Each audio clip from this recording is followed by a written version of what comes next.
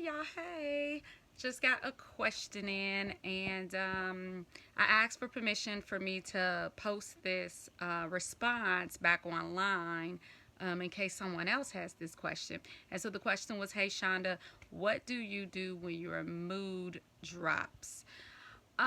It depends. The first thing I do is I evaluate what made my mood drop. So, back to identify my triggers, finding out what my triggers are, or paying attention if there's any significant dates that might be connected to my trauma nearby. Paying attention if there's significant dates to like a family member passing that I'm close to, or um, birthdays sometimes can be triggering. Um, Anniversary some kind, so just paying attention to my surroundings kind of, and just paying attention to my triggers is the first thing. Then once I've identified it, and if I can't identify it on my own, I immediately make an emergency appointment with my therapist so I can identify what all is happening behind the scenes. What am I saying to myself that I subconsciously am not saying out loud, so I can even find out what's even connected to it. Okay, so once I've done that, um, and like say it was a loneliness situation that came out of it, if I just need to be around people, or I'm just feeling lonely, I want to be around adults, I will schedule things in advance with people who I love, or people that I can do certain things with, and just find ways of putting it on the calendar to know that it's coming. Or I'll take myself out to eat. I will take myself to a movie. I will take myself to a something. I will take walks. Oh yes, I take myself for walks probably every day to help me just get myself back in shape with me. In my walks, I do usually spend my time with the Lord during that time frame. I use that to just put on some worship music and just kind of sing with Him, to Him, about it. Like, look, yo, your girl's struggling. Help me! Help! I'm struggling. I be doing that. It be real. And sometimes I might just be exhausted. And so if I've done too much and I didn't listen to my body because I'm disabled, sometimes I just went past my level of what I can do, and I just need to rest, and I do that.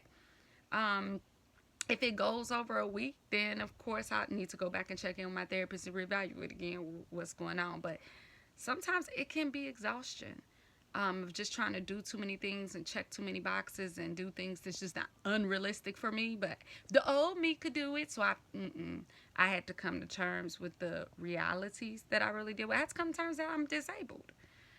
Um, so that I talk to my pastor if I'm feeling stuck somewhere too. Process with him.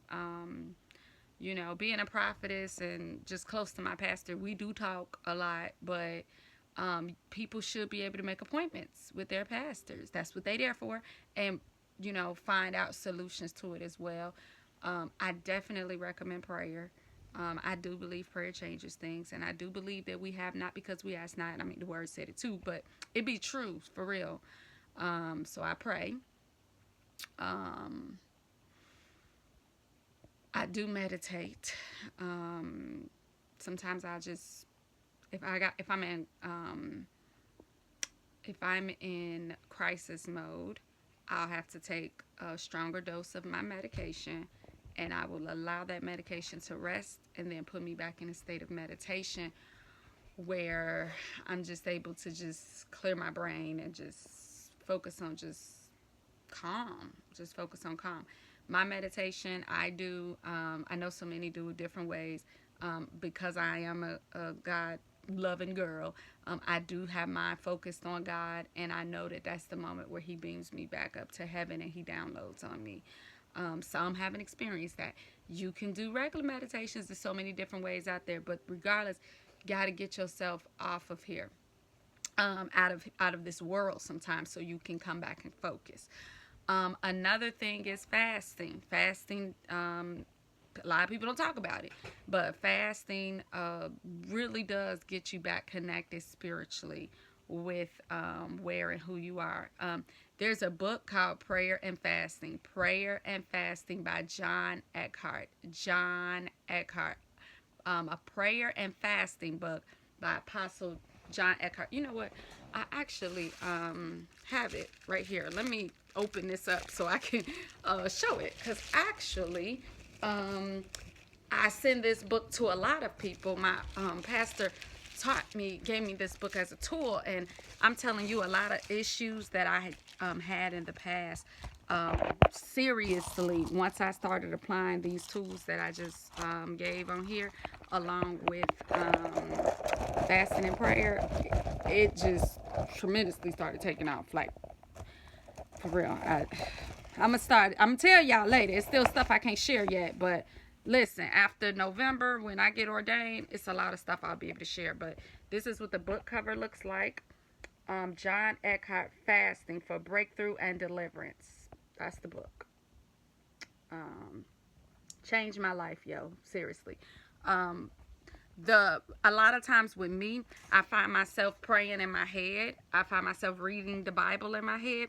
I didn't know that when you say words out your mouth, that's the spells, and the stuff that you're thinking in your head, that's warfare.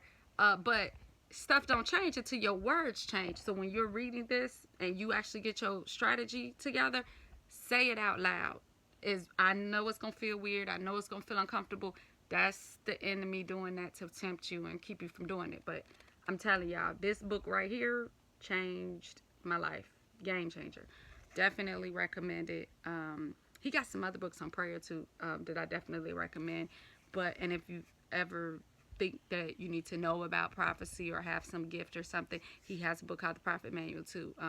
Apostle John Eckhart is really good with this. So that's another one. Another tool that I use. But like I said, it all depends. Pay attention to what you're eating. If you're eating a lot of fatty foods, a lot of fried foods and things of that nature, sometimes that'll make me throw my mood off. I pay attention to my water intake. Try my hardest for my weight to do 80 ounces a day. That has something to do with it. But give yourself small goals when you're low energy to accomplish, like make your bed, eat a meal, brush your teeth, shower. Very small goals to where it's like, oh, I did something. Sometimes it's hard to do that.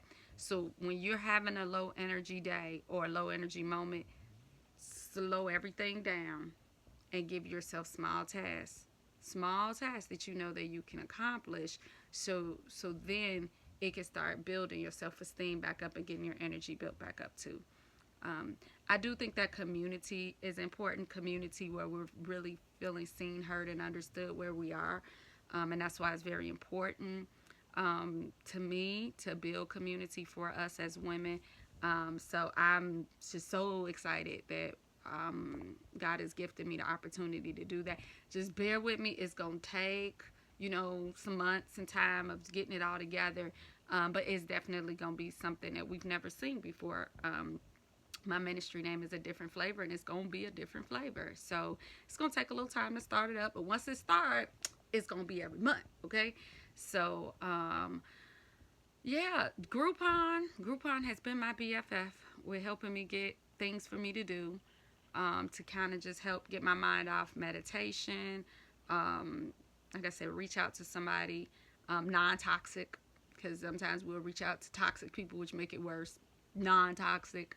I'm a veteran, so sometimes Wounded Warriors have programs and retreats that are free.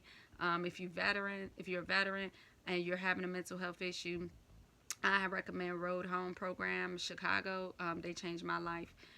I recommend the VA therapy. If you're not a veteran, sorry, you got to spend a little extra money or resources on things, but that still ain't no excuse, for you to get what you need. So let me know if this answered the question. If it didn't, message me back and I will go deeper. I just didn't want to take too much time up. But I love you guys so much. I seriously want nothing but the best for y'all, because I know it's possible and we gonna get there. All right, we'll talk later.